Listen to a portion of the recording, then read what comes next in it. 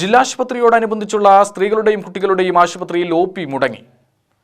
ഒ.പിയിലെത്തുന്നവരെ ജീവനക്കാർ Palakkad medical college ആശുപത്രിയിലേക്കാണ് പറഞ്ഞുവിടുന്നത്. ഇതോടെ സ്ത്രീകളുടെയും കുട്ടികളുടെയും ആശുപത്രിയിൽ എത്തുന്നവർ പരക്കം പായാൻ തുടങ്ങി.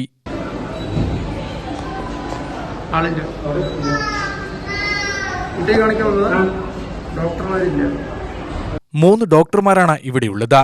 ഇതിലൊരാൾ പ്രസവ വിഭാഗത്തിൽ ശ്രദ്ധ കേന്ദ്രീകരിച്ചു. മറ്റൊരു ഡോക്ടർ കോടതിയിൽ ഹാജരായി. മൂന്നാമത്തെ ഡോക്ടർ അവധിയിലുമായതോടെ ഒ.പി. മുടങ്ങുകയായിരുന്നു. മുന്നറിയിപ്പില്ലാതെ ഒ.പി. മുടങ്ങുന്നത് പതിവാണെന്ന് പൊതുപ്രവർത്തകൻ ബോബൻ മാട്ടുമന്ത പറഞ്ഞു. പാലക്കാട് ജില്ലാശുപത്രിയുടെ സമീപകാല ചരിത്രത്തിൽ ആദ്യമായാണ് ഇത്തരത്തിൽ ഒ.പി. മുടങ്ങുന്നത്. ഒ.പി. മുടങ്ങിയ നടപടി നീതീകരിക്കാനാവുന്നതല്ല. നൂറുകണക്കിന് രോഗികളാണ് ഈ ആശുപത്രിയെ വിശ്വസിച്ച് ഇവിടെ നിന്നും സ്വകാര്യ ആശുപത്രിയിലേക്കും മറ്റും പോകേണ്ടി വരുന്നത്. ഇപ്പോൾ മെഡിക്കൽ കോളേജിലേക്ക് പോകണമെങ്കിൽ 200 രൂപയോളം അങ്ങോട്ടും ഇങ്ങോട്ടുമായി ഓട്ടോ ചാർജ് ചിലവഴിക്കേണ്ടി വരും. ഇത് സാധാരണക്കാർക്ക് താങ്ങാത്തത് കൊണ്ടാണ് അവർ പ്രൈവറ്റ് ക്ലിനിക്കുകളിൽ പോകാതെ ജില്ലാ ആശുപത്രിയിൽ അഭയം പ്രാപിക്കുന്നത്.